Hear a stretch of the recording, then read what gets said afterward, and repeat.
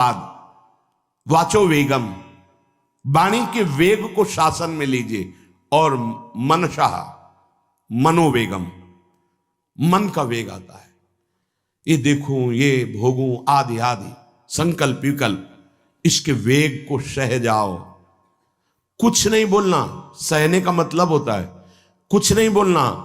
मन कह रहा मुझे ऐसा करना है, मुझे ऐसा करना है, मुझे ऐसा, कुछ नहीं बोलना। कुछ भी उसकी जलन जो हो रही है किसी से नहीं कहना, शांत गंभीर, खत्म। पर उपासक क्या करता है, जो कच्चा उपासक है, नहीं नहीं अब मेरे मन में आ रही, मेरे मन में जलन हो रही, मुझे ऐसा करना है, मुझे ऐसा नहीं। शांत, ना बोलना है जो मन में आ रहा है, ना उसकी जलन पर ध्यान देना है, अपने मंत्र नाम उपासना कर्तव्य में लगे रहो, शांत हो जाएगा। इसके शांत करने की युक्ति है, इसे मतलब मत रखो। जैसे एक पागल आदमी रोड में खड़े तुम्हारे ऊपर कंकड़ फेंके, थूके, गाली दे, तो अपने लोग क्षमा भाव से क्यों पागल है, ऐसे मन भी पागल है, इसके निर्णय पे ना हो। ये क्षण क्षण में बदल, इसको भजन से मतलब नहीं है, इसको क्षण क्षण में नवीन नवीन प्रपंच चाहिए। ये मनशा वेगम, मनोवेगम, इसका स्वरूप यही है, यही बंधन और मोक्ष का कारण है। ये क्षण क्षण में प्रपंच चाहता है। 5 ज्ञानेंद्रियों के द्वारा ये जाल रचा करता है जीव को फंसाने का। जहां हो, जैसी परिस्थिति में हो, बहुत अच्छी परिस्थिति भगवान ने दी, उसी परिस्थिति में भजन कर ले जाओ। परिस्थिति बदलने की जरूरत नहीं है, भजन करने की जरूरत है। भजन कर ले गए तो स्थिति बदल जाएगी, परिस्थिति नहीं। परिस्थितियां कहीं भी अनुकूल नहीं होती, स्थिति अनुकूल बनाई जाती। भजन के द्वारा स्थिति, जीवन में कभी कोई परिस्थिति ही ऐसी नहीं रही जिसमें भजन किया जा सके।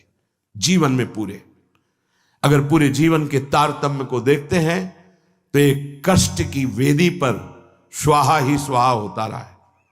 जीवन की आहुति केवल कष्ट पर, और आज भी कष्ट ही कष्ट। फिर आप सोचोगे सुख किसे कहते हैं? ऐसे कांटों वाले पेड़ पर ऐसा सुगंधित फूल खिलता है कि जिससे परमात्मा मुग्ध हो जाता है। जीवात्मा नहीं, परमात्मा मुग्ध हो जाता है। वो ये मार्ग है।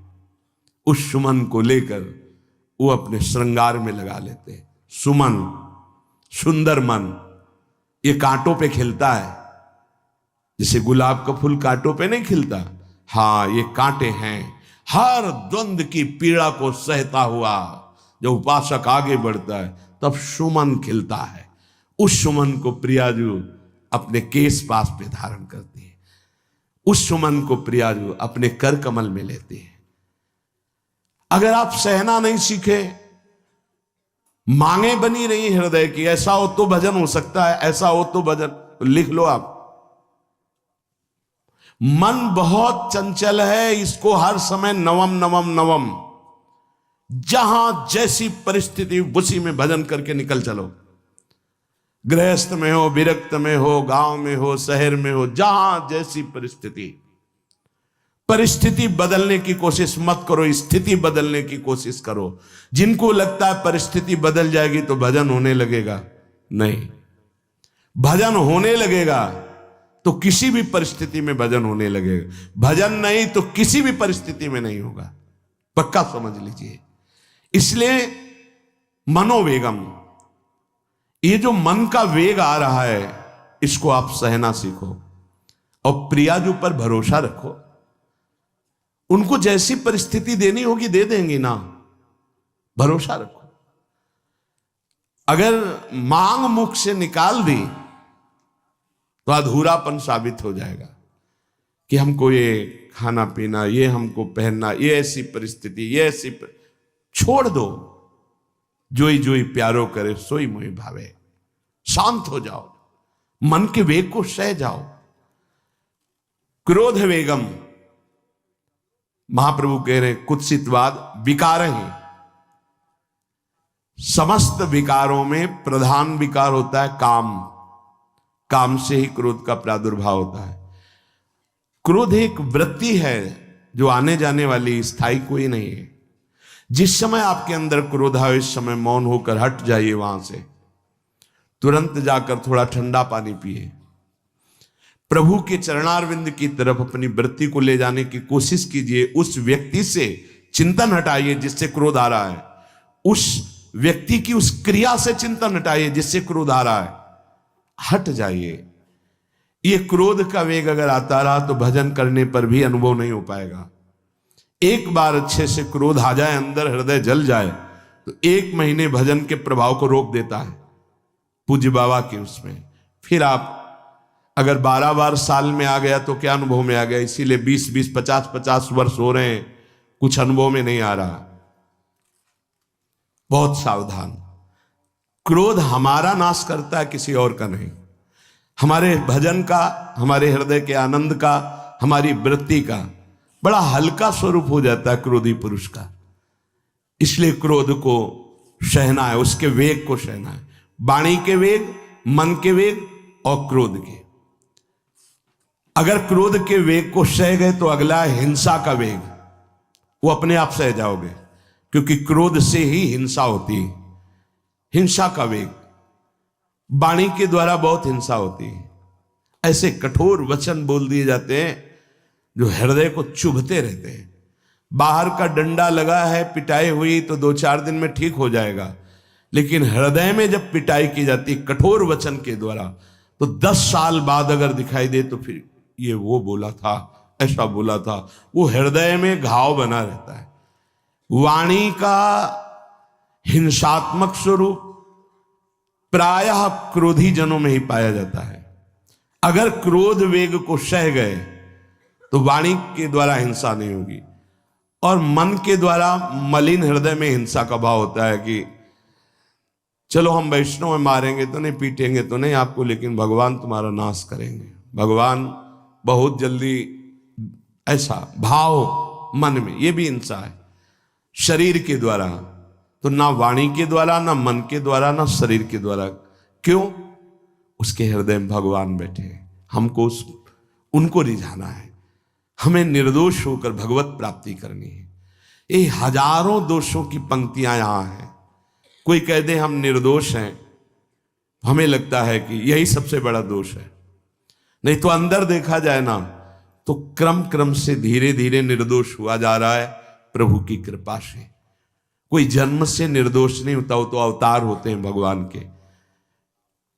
एक पद में था, शरण जिसको ले ली हृदय से लगा, और विषय पंख से धीरे धीरे, क्रमशः विषय पंख से धीरे धीरे उसको हटाया। हित जो महाराज जी के लिए आया, हमारे हृदय को धीरे धीरे निर्विषय किया जा रहा है। और सहत सहत बाढ़े भगत ग्रहतन गुरु हितगार, इन दोनों का मिलान कर धीरे धीरे सहाते सहाते हमें निर्विषय किया जा रहा है। आचार्य चरण, इष्ट देव, गुरुदेव कर रहे, हमको राजी रहना है। जैसी परिस्थिति है, जैसी भी हमें गुरुदेव रख रहे हैं, इष्ट देव रख रहे हैं, हमें राजी रहना है। इससे क्या होगा कि हमारे अंदर क्रोध नहीं आएगा, गुस्सा नहीं आएगा। नहीं, ये इतना बेईमान मन है कि इष्ट देव पे भी गुस्सा कर सकता है, ये आचार्य पे भी गुस्सा कर सकता है, ये परम कृपालु गुरुदेव पर भी गुस्सा कर सकता है। क्रोध वेग सह गए तो वाणी और मन और शरीर के द्वारा जो हिंसा का वेग है उससे बच जाएंगे। फिर कह रहे हैं उदर वेगम, उदर वेग भूख। आप लोगों को तो हमें लगता है कि इस वेग को सहना ही नहीं पड़ता। ये जो विरक्त गंगा किनारे घूमने वाले हैं, इनको ज्यादा इस वेग को सहना पड़ता था, क्योंकि प्रायः कभी ऐसे शाम के समय पहुंचना होता, जब आप गंगा किनारे नहीं रुक सकते तो आश्रम, अब वहां पूछ लिया तो पूछ लिया, नहीं पूछ लिया तो राधे श्याम पढ़े। अगर कोई मंदिर मिल गया तो हम आश्रम आदि कोई खोजना ही नहीं, गांव में तो जाना ही नहीं है, क्योंकि नवीन अवस्था में कभी गांव में भिक्षा भी नहीं मांगी, आकाश वृत्ति का ही आश्रय लिया जो शास्त्र सम्मत। गांव में कभी पूरे जीवन में किसी गांव में किसी एक रात्रि किसी घर में कभी सहन नहीं। गांव के किनारे मंदिर मिला या कोई आश्रम संत जनों का, वहां भूख के वेग को जो सह जाए तो भजन में बहुत रुचि हो जाती, क्योंकि भजन से चित्त हटेगा तो भूख व्याकुल करेगी, और उसकी व्याकुलता से बचना है तो भजन में लगना पड़ेगा। और आपको सच्ची कहते हैं कि कई कई दिन भोजन न मिलने पर भी शरीर में गंगा जल के कारण कभी कमी महसूस नहीं हुई। जो दूध में पावर है उससे अधिक सामग्री गंगा जल में है। अब वो बहुत से ऐसे नगरों के समीप से गंगा मैया निकली जहां से बड़ी बड़ी फैक्ट्रियों का, तो नहीं, बहुत सुंदर गंगा जल, वो तो सुंदर है ही, था, है, रहेगा। अपने लोग बड़े बड़े ऐसे नाले ऐसे जिससे वो भाव तो है पर वस्तु तत्व है, पर जो दृश्य है वो अब गड़बड़ हो रहा है। ऐसे यही बड़ा नाला गिर रहा है सामने जाके, अब वहां ऐसे रज लेके ऐसे लगाओ तो दुर्गंध युक्त निकलेगी, क्योंकि वो ऐसे देखो तो ऐसे पदार्थ बहते नजर आ रहे कि अब ये दुर्भाग्य ही है समय का कि परम पावन गंगा यमुना जैसी नदियां जहां स्नान आचमन और भरपेट जल पीकर परम पवित्र और भगवदानंद में डूबा जाता था, वो भी सौभाग्य छिन रहा है। तो अगर सब सुविधा है तो भी हफ्ते 10 दिन में एक बार इस वेग को सहना तो सीखे। कस के भूख लगे और आज नहीं पाएंगे। एक दिन किसी व्रत का अनुष्ठान करने के लिए हम नहीं कह रहे, लेकिन इस वेग का आनंद तो लीजिए ना कभी। एक टाइम का छोड़ दीजिए, एक दिन केवल हफ्ते में सुबह थोड़ा ले लिया, बस अगले सुबह लेंगे थोड़ा, तो आपकी दिनचर्या नहीं बाधित होगी। आपको तो मिल रहा है ना, मिल ही नहीं रहा था। जो उदर वेग है, भूख में भजन का एक तार जुड़ता है, ये देखा है। क्योंकि ना तो नींद आएगी और ना कहीं और कोई प्रपंच की गुंजाइश है, क्योंकि उदर वेग जब भूख से व्याकुल जी होता है तो बचने के लिए एक ही उपाय है, केवल भगवत चिंतन। हटो उसके चिंतन से। ये पूर्व के संतों ने बहुत कष्ट पूर्वक भजन करके जो लाभ प्राप्त किया है वो आप लोगों को सहज में मिल। कभी कभी अपने को इससे परिपक्व करना चाहिए। जैसे शास्त्रीय पद्धति में महीना में 2 तो व्रत है ही हैं, 15 दिन में एक एकादशी, 15 दिन में एक एकादशी। वो इसीलिए रखा गया है सार्वजनिक रूप से कि वो संयम को ना कर पाए तो 15 दिन में एक दिन संयम पूर्वक पवित्र भजन। अपने लोग जानबूझकर हफ्ते में एक टाइम छोड़ दें या एक दिन कभी ऐसे, तो उदर वेग को सहते हुए भजन। उदर वेग देख लो, उदर वेग को सहने के लिए तो अगला जो बात कह रहे हैं वो अपने आप सह जाओगे। जैसे क्रोध वेग को सह गए तो हिंसा वेग पर आप शासन कर लेंगे, ऐसे उदर वेग को सह गए तो उपस्थ वेग को सह जाएंगे। उपस्थ वेग कहते हैं जनेंद्री के कामोपभोग को। जब पेट में भरपेट भोजन ही नहीं है ना तो और कुछ चिंतन ही नहीं रहा। यौवन अवस्था जवानी ऐसे भगवान ने काटी है कि याद ही नहीं रहा कि संसार का कोई सुख होता है। वह एक लक्ष्य ब्रह्माकार वृत्ति कैसे कैसे तत्वबोध हो, बस कठिन से कठिन जहां वैराग्य की भूमिका वहां कूद जाना, उसी में स्थिति में आने की कोशिश करना, देह राग का त्याग करना है। जो स्कूल में आदतें जिनकी गंदी हो गई बच्चों की, फिर आगे कि वो संयम को ना कर पाए तो 15 दिन में एक दिन संयम पूर्वक पवित्र भजन। अपने लोग जानबूझकर हफ्ते में एक टाइम छोड़ दें या एक दिन कभी ऐसे, तो उदर वेग को सहते हुए भजन। उदर वेग देख लो, उदर वेग को सहने के लिए तो अगला जो बात कह रहे हैं वो अपने आप सह जाओगे। जैसे क्रोध वेग को सह गए तो हिंसा वेग पर आप शासन कर लेंगे, ऐसे उदर वेग को सह गए तो उपस्थ वेग को सह जाएंगे। उपस्थ वेग कहते हैं जनेंद्री के कामोपभोग को। जब पेट में भरपेट भोजन ही नहीं है ना, तो और कुछ चिंतन ही नहीं रहा। यौवन अवस्था, जवानी ऐसे भगवान ने काटी है कि याद ही नहीं रहा कि संसार का कोई सुख होता है। वह एक लक्ष्य ब्रह्माकार वृत्ति कैसे कैसे तत्वबोध हो, बस कठिन से कठिन जहां वैराग्य की भूमिका वहां कूद जाना, उसी में स्थिति में आने की कोशिश करना, देह राग का त्याग करना, ये युद्ध चल रहा था। बड़ी कृपा है। उपस्थ वेग, इसका जनेंद्री का वेग आता है। जो स्कूल में आदतें जिनकी गंदी हो गई बच्चों की, फिर आगे वो संयम में, उनको बहुत बाधा है। कई ऐसी क्रियाओं से वो जानकारियां रख लेते हैं कि जो अपना सर्वनाश करने के लिए पर्याप्त है। उपस्थ का जब वेग आए तो सहने की सामर्थ्य उसी की आएगी जो उदर वेग को सह जाता है, पक्का। किसी उपासक को देखा बहुत शरीर कृश हो रहा है, तो पूछा क्यों, भोजन क्यों नहीं करते, आप ऐसे कैसे हो रहे, पहले तो आप ऐसे नहीं थे, आप तो पहले बहुत स्वस्थ थे, फिर क्यों, का ऐसे नहीं, बताइए क्या है। ज्यादा आवश्यकता नहीं है, जीने के लिए बस प्राण पोषण के लिए डाल लेते हैं, क्योंकि जो शांति चाहिए वो तो इतने से ही मिलेगी ना। बहुत सुंदर, बहुत प्रसन्नता है। ठीक है, ठीक चल रहे हो आप, पर इतना पाते रहो कि सीढ़ियां चढ़ उतर ले, इतना पाते रहो कि आपका शरीर काम करे। वो कहा हृदय में बहुत प्रसन्नता है, बहुत सुंदर। संयम में अपने आप को ले आना, ये महात्मा का लक्षण होता है, चाहे स्त्री शरीर हो चाहे पुरुष शरीर हो। धन्याति धन्य। आप अपने आप को कस दीजिए, यही तो राग त्यागना ही। जो जवानी में अपने आप को जला दिया वो बुढ़ापे में चमकता है, ध्यान रखना। जो जवानी में उद्दंडता में समय व्यतीत किया वो बुढ़ापे में गंधाता है, ये भी ध्यान रखना।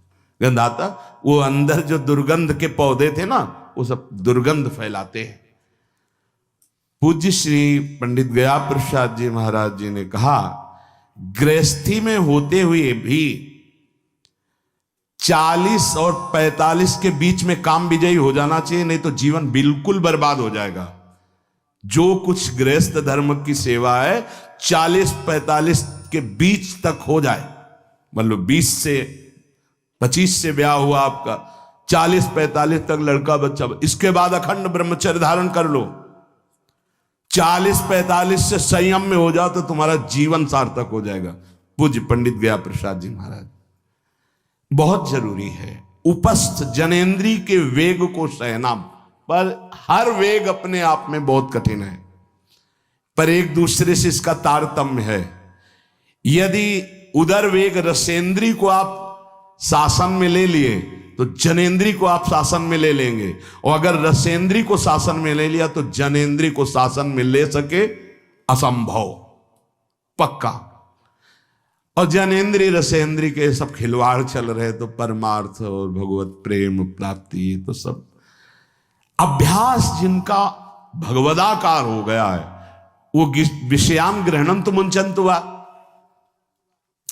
जब इंद्रियों पर शासन बाबा ने अपने किया तो 24 घंटे में एक कवल पाते थे।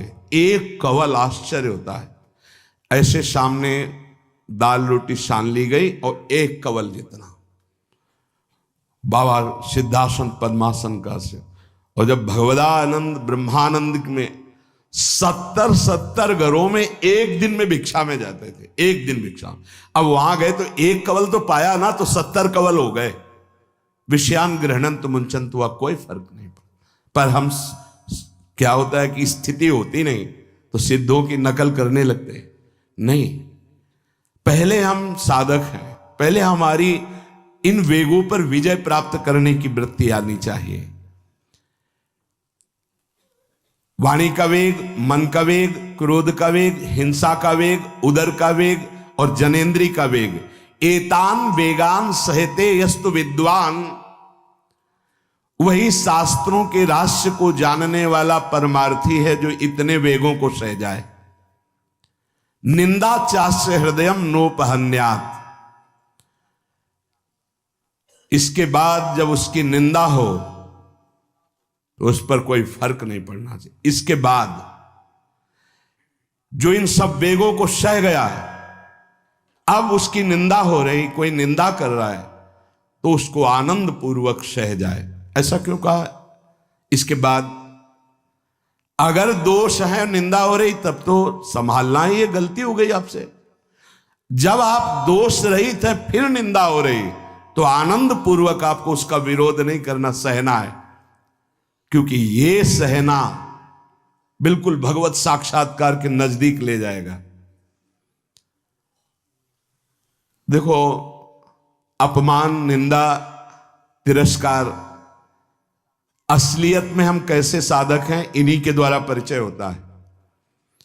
पूज्य स्वामी श्री अनंग बोधाश्रम स्वामी जी महाराज बड़े महापुरुष थे, जिनको स्वयं करपात्री जी महाराज मूर्तिमान ब्रह्म कह के साष्टांग दंडवत करते, दिगंबर रहते थे, नंग धड़ंग, केवल गंगा के ही तट पे। वो महीने 2 महीने में और कहीं नहीं जाते थे। एक बड़े वकील साहब थे, वो भिक्षुकों को रोटी दाल से रोज बंटवाते थे, उनकी पंक्ति में लगने जाते थे। महीने 2 महीने में एक बार पंक्ति में लगते थे जाके, नंग धड़ंग, अवधूत वेश, जटाएं, और जरूर ऐसी चेष्टा करते थे जिससे उनको धक्का मुक्की लगा दी जाए। तो एक दिन गए, लाइन में खड़े हुए, फिर 2 लोगों को क्रॉस करके आगे लाइन में, फिर आगे लाइन, तो जो नौकर डंडा लिए खड़े थे उन्होंने कहा तुम्हें बार बार मना किया, 1-2 डंडे लगे, फिर आगे जाके खड़े हो, तो धक्का मारा, पीछे किया। और ऐसा ये महीने 2 महीने में वहां सहने जाते थे। अचानक उस दिन वकील निकले, उन्होंने देखा, अरे स्वामी अनंग बोधास, बस पता है तुम्हें कौन, साष्टांग दंड, उस दिन से जाना बंद कर दिया। फिर एक दिन गए थे प्रभुदत्त ब्रह्मचारी जी के यहाँ, कहां असनी है और कहां जोशी, गंगा किनारे पूरी रात चल करके पहुंचे। 2 बजे आवाज लगाई, ब्रह्मचारी, स्वामी जी उतरे नीचे, साष्टांग दंड बैठे। रुका, स्वामी जी 2 बजे रात, बोले हाँ ऐसे मन आया, आगे कुछ खाओगे पियाओगे? स्वामी जी, और वो भी परमहंस ब्रह्मचारी जी, बहुत संयमी महापुरुष प्रभुदत्त ब्रह्मचारी। टीन में कुछ आटा रखा, तो बोले स्वामी जी कहो तो रोटी बना दे। बोले हाँ बनाओ। रोटी और नमक ऐसे पाए, जितना टीन में आटा था सब पागल, जो 2-4 किलो जो भी। तो बोले स्वामी जी आटा तो खत्म हो गया। बोले हाँ, भोजन का स्वाद तो साधु ही जानता है। फिर उठे, झूसी से असनी फिर पैदल। हे संतों की मौत, अपमान, तिरस्कार, क्षुधा, हर वेग, ये हमारी कसौटी है। परमार्थ का पथिक चाहे जिस मार्ग का हो। देखो सुदामा जी गृहस्थ मार्ग के कितने उच्च कोटि के, नरसिंह मेहता गृहस्थ मार्ग में कितने उच्च कोटि के। एक कभी तो सौभाग्य ऐसा प्रभु देते जब कोई हमारी निंदा करता है, ये सौभाग्य है, हमें सहने का सौभाग्य मिलता है। कभी तो कोई अपमान करता है जब, तो भगवान से प्रेरित होकर वो सौभाग्य मिलता है। ये साधक को उस समय चिड़चिड़ा नहीं होना चाहिए, उस समय मुस्कुराना चाहिए कि आज मेरी स्थिति का थर्मामीटर डाला जा रहा है, कैसे हो, नहीं आनंदित है। पर देख लो, प्रशंसा होगी तो चेहरा खिला हुआ गुलाब के फूल की तरह मिलेगा, और निंदा होगी तो ऐसे होगा। ऐसा नहीं होना चाहिए। नहीं करत जे अनसहन निंदक, तीनों पे अनुग्रह कियो। इसीलिए पूज्य बाबा कह रहे कि इसके बावजूद, अर्थात समस्त वेगों को सहन करने के बावजूद तुम्हारी जब निंदा हो और उसको सह जाओ, तब तुम परमार्थ के शूरवीर योद्धा कहे जाओगे। विपत्ति में सब साथ छोड़ देते तो हृदय के भी साथी साथ छोड़ते हैं, ध्यान रखना।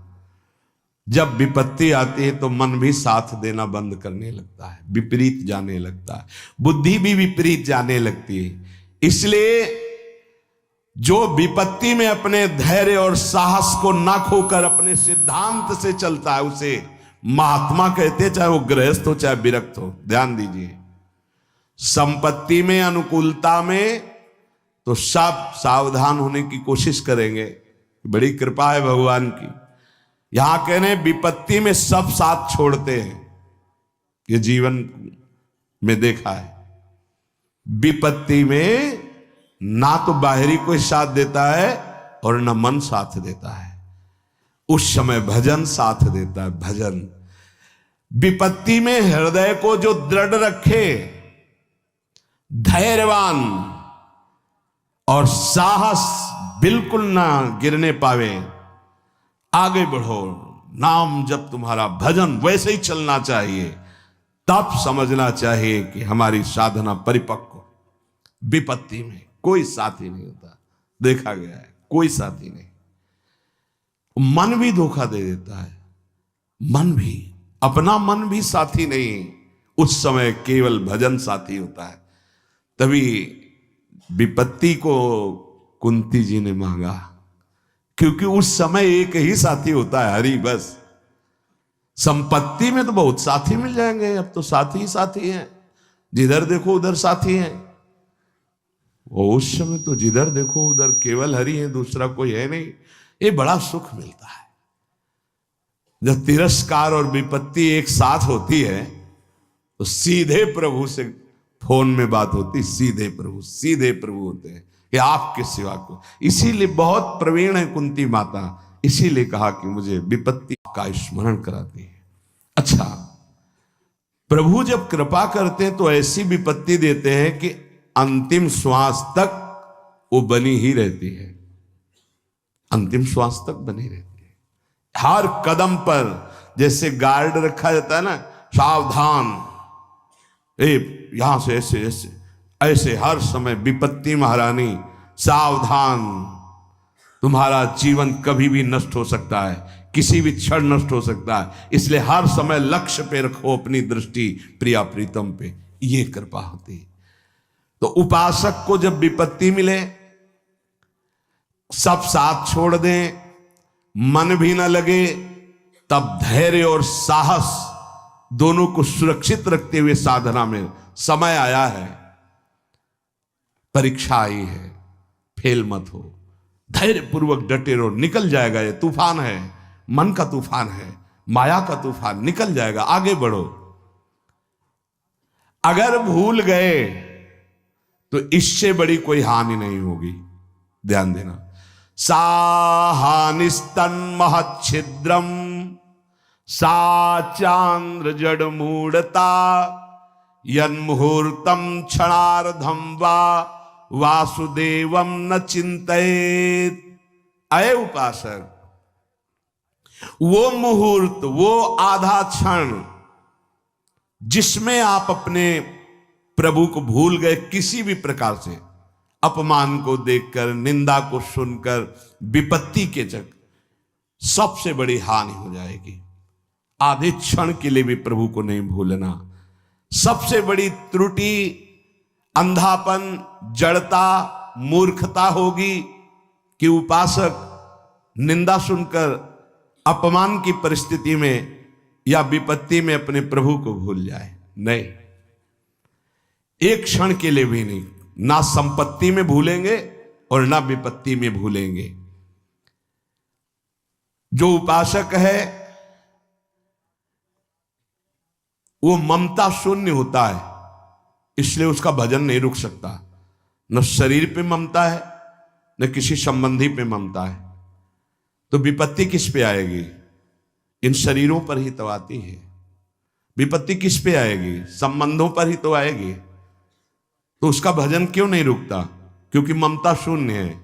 इसीलिए इस ममता पर प्रहार गुरुदेव करते हैं, आचार्य शास्त्र करते हैं। ममता शून्य बनो, अपनी ममता केवल प्रियालाल से, तो भारी विपत्ति में भी हमारी ममता सुरक्षित श्यामा श्याम से, उनका चिंतन चलता है। एक एक कदम पर वो मुस्कुराते नजर आते हैं, जब किसी का सहारा नहीं होता, किसी का भरोसा नहीं होता, कोई अपना नहीं होता है। ये जानबूझ करके किया जाता है, नहीं तो संसार में सबके कुछ न कुछ अपने होते हैं। संसार में कुछ न कुछ सपने होते हैं, और कुछ अपने होते हैं, जानबूझकर सब सपने मिटाए जाते हैं और सब अपनेपन मिटाए जाते हैं। हमारा स्वप्न भी प्रभु होते, कल्पना, भावना, चाहत, गति जो हमारे प्रभु होते हैं, हमारा अपनापन भी प्रभु से होता है। अब व्यवहार में सब अपने हैं। अब देख लो, पहले एक बार अपनापन हटाया, ममता हटाई, प्रभु के चरणों में रखी, इसके बाद अब सबसे प्रभु भाव से नाते नेह राम के मने, अब कोई फर्क नहीं। पर अभी ममता से समता में नहीं पहुंचे, इसलिए ममता हटानी है। एक बार हटाओ, अपने शरीर से, अपने संबंध से, अपने इंद्रियों के भोगों से ममता हटाकर श्री जी के चरणों में। एक अहमता ममता ये जग में है दुखदाई, ये जब श्री जी की ओर लगे तो होत परम सुखदाई। उपासक को क्यों विघ्न नहीं पड़ता भजन में? क्योंकि उसकी कहीं ममता ही नहीं होती।